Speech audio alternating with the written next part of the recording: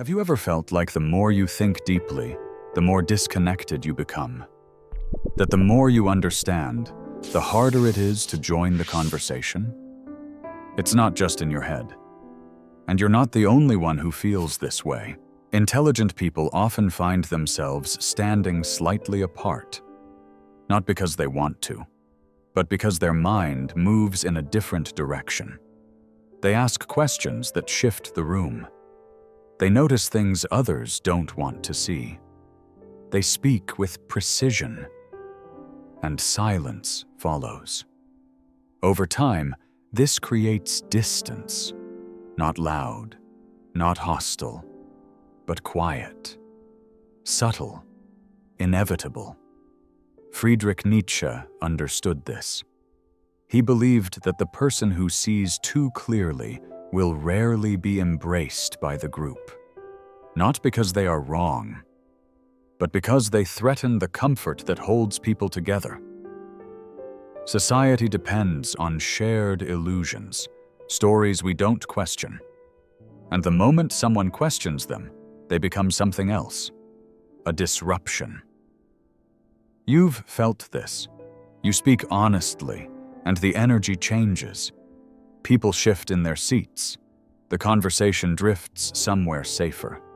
Not because you said too much, but because you saw too clearly.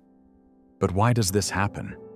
Why does intelligence, something so praised in theory, create discomfort in practice? Nietzsche believed it had nothing to do with arrogance. It had everything to do with instinct. Most people follow what he called the herd, a pull toward safety, sameness, agreement. The herd protects itself, not by attacking outsiders, but by ignoring them, by stepping away, by refusing to reflect back what it can't hold. And that raises a deeper question. If the herd protects comfort, what does it do to someone who threatens it? Society values intelligence until it becomes inconvenient. It praises critical thinking until someone actually thinks critically. It celebrates free thought until that thought doesn't follow the script. Most people don't realize they're following something, a rhythm, a set of rules, a way of speaking, nodding, smiling, that keeps things smooth.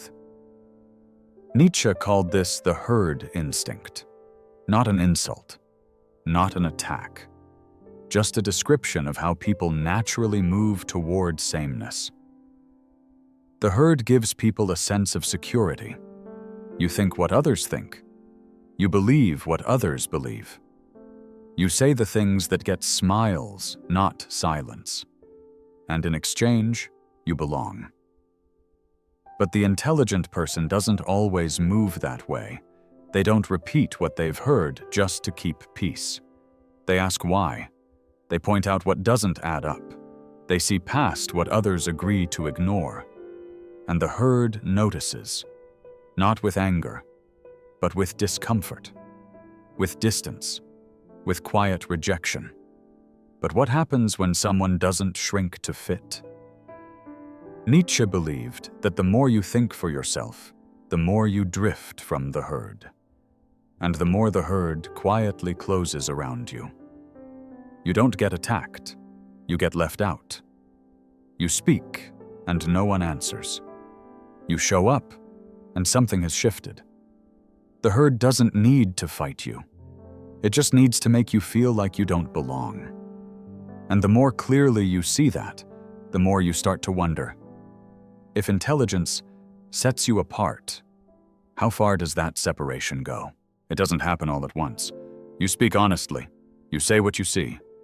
And at first, no one pushes back. They just don't say anything. You try again. This time, there's a smile, a pause, a quick shift in topic. After a while, you stop trying. Not because you have nothing to say, but because you know what happens when you say it. Nietzsche believed that the group doesn't need to silence the individual. It just needs to ignore them long enough for them to go quiet on their own. That silence isn't just about rejection, it's about self-preservation. The group holds itself together through repetition, through shared rhythm, through unspoken rules about what can and can't be said. The intelligent person doesn't always follow those rules, not out of rebellion, but because they see too clearly to pretend. And that makes the group uncomfortable. So it closes in, not violently, just subtly, one polite exclusion at a time. But what happens to the individual who doesn't retreat? What happens when they keep speaking, even when the room won't respond? Nietzsche saw that the more someone steps outside the group's rhythm, the more they're branded as strange, arrogant, or difficult. Not because they are, but because it's easier than facing what they reveal. That's how the group protects itself. It doesn't argue with the thinker. It labels them and moves on. And when that happens enough times, the intelligent person is left with a question. If you can't shrink yourself to fit, what does it cost to keep showing up as you are? Most people won't say it to your face. They'll smile, they'll nod, they'll change the subject. But something in their body language shifts the moment your words go beyond the surface. You weren't trying to make anyone uncomfortable. You were just being honest. Just sharing what you saw. And still, you feel it.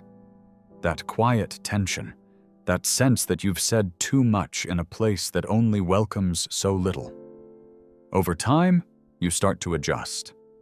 You choose your words more carefully.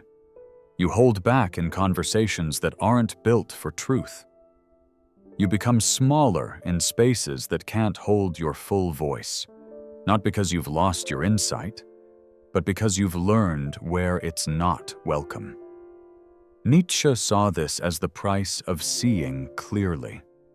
He believed that the more conscious you become, the more you step outside the world others depend on.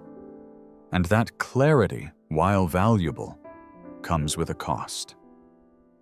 You begin to feel disconnected, not because you lack something, but because you carry too much. But what if that disconnection isn't a flaw? What if it's part of the path? Nietzsche didn't believe intelligence was about fitting in. He believed it was about rising above. Not to dominate others, but to stay loyal to what you see, even when no one else understands it. That choice isn't easy. It's heavy, and it often feels lonely. Which raises a deeper question. If clarity leads to isolation, where does the intelligent person go to feel whole again? You speak carefully. You try to explain your thoughts in a way people can follow. You simplify, not to hide the depth, but to make space for it. Still, something doesn't land. Your words are clear. Your logic is sound. But the response doesn't match the effort. A shrug, a smile, a change of topic, and you start to realize that you're not being challenged. You're being missed. Nietzsche believed this wasn't a coincidence. He believed that truly intelligent people are misunderstood on principle, not because they're unclear, but because their clarity threatens the structure others live inside. Most people don't want to see what you see. They don't want to think that deeply, not because they can't, but because they're not willing to give up the comfort that comes with not knowing. Intelligence, when it's honest, exposes illusion. And illusion is how most people hold their world together. So how does society respond? It reframes the intelligent person as something else. Too intense, too analytical, too much. Because it's easier to reduce someone than to face what they reveal. Nietzsche believed this was the role of the thinker, to hold what others refuse to hold, even when it isolates them, even when they are ignored or dismissed. You don't get rejected because you're wrong.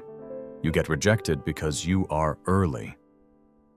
And that leads to a deeper question. If misunderstanding is part of the path, how does the intelligent person survive it without turning silent? There comes a point when you stop explaining. Not because you've run out of things to say, but because you've learned most people aren't really listening. Not to what you mean, not to what you're trying to offer. So you take a step back, then another, until you find yourself somewhere quieter. It doesn't happen all at once, but when it does, it feels different from loneliness. It feels like peace. Nietzsche saw solitude not as failure, but as necessity. He believed that the higher individual would always have to walk alone, not because they wanted to, but because the road they were on had no crowd. In solitude, there is space to think without resistance. There is time to follow a thought all the way through. There is no need to simplify, no need to pretend. You begin to recover the parts of yourself you had to tuck away, the parts that felt too sharp for group conversation, too deep for casual moments, too real to be heard by people who only wanted noise. But is that enough? Can solitude give you everything that connection could not? Nietzsche believed that solitude wasn't just a refuge, it was a test. Because in that silence, there is no one to affirm you, no one to agree, no one to mirror back your thoughts, just you, and what you truly believe. And that opens a deeper question. If solitude is where you find yourself, how do you carry that self back into the world? There are moments when you could say less. You could keep things light. You could nod along. You could pretend not to notice what feels off. And in those moments, you realize something uncomfortable. If you wanted to belong, you probably could. You just wouldn't be yourself while doing it. Nietzsche believed that conformity was the price of acceptance. And most people, even without realizing it, are willing to pay it. They adjust what they say. They lower their depth. They trade clarity for comfort. But for the intelligent person, that trade doesn't feel small. It feels like a fracture, a slow drift away from the core of who they are. You can shrink your voice. You can laugh at what isn't funny. You can let the room move on without asking the question you came to ask. But the cost always shows up later, in the silence that follows, in the part of you that stays awake after the conversation ends, in the ache of not being fully seen. Is it worth it? Is connection still meaningful if you have to edit yourself to keep it? Nietzsche didn't think so. He believed that the higher individual would always risk separation over self-betrayal, not because they enjoy being alone, but because they've felt what it's like to be surrounded and unseen. And once you know that feeling, something shifts. You stop asking to be understood by everyone. You start asking something else. If connection requires self-abandonment, then what does real belonging actually look like? At some point, the need to be understood becomes quieter. Not because you stop caring, but because you start building something stronger in its place. You stop explaining your thoughts to people who never really listen. You stop shrinking your ideas just to make them easier to hold. You stop asking for reflection in rooms that only offer noise. And you begin to build your life from the inside out. Nietzsche believed that the individual must become the creator of their own values. Not follow what has already been written, not wait for the world to hand them meaning, but carve it out themselves, slowly, honestly, alone if necessary. This is the turning point for many intelligent people. They stop trying to fit into a world that does not make sense to them. They stop seeking approval for thoughts that most people will never carry. And instead, they begin creating something that does not need to be seen in order to matter. A rhythm, a purpose, a way of moving through life that feels aligned, even if no one else understands it. But if no one sees it, does it still count? Nietzsche believed that truth does not need applause. That meaning does not come from recognition, but from integrity. And that a life lived in alignment with what you truly see is not less valuable because it's invisible. It's more rare, more resilient, and far more real. But that leads to another question. If your clarity is never recognized, how do you know it still has value? There's a quiet kind of doubt that visits intelligent people. It doesn't ask if you're right. It asks if it matters. You've thought deeply. You've seen what others missed. You've spoken with care and been met with silence. Over time, the question grows. If no one reflects your clarity, is it still real? Nietzsche believed that most thinkers live ahead of their time, that the value of their thoughts is not always visible in the moment, not because they are unclear, but because they are pointing to something others aren't ready to see. And that creates a strange kind of burden. You carry something meaningful, but you carry it alone. And there's no guarantee that anyone will recognize it. Not now, maybe not ever. So how do you keep going? How do you stay true to your thoughts when they live outside the world's attention? Nietzsche believed that the individual must learn to live without applause, that the deeper the truth, the more likely it is to be ignored, misinterpreted, or rejected. But that does not make it worthless. It makes it rare. You do not need the crowd to validate what is real. Some truths live quietly. Some contributions are not recognized, but they still shape the atmosphere around them. And that brings us to the final question. If society never sees your value, what are you really offering the world? You may never be fully understood. Not because your thoughts are broken, but because they reach beyond what most people are used to hearing. You see what others avoid.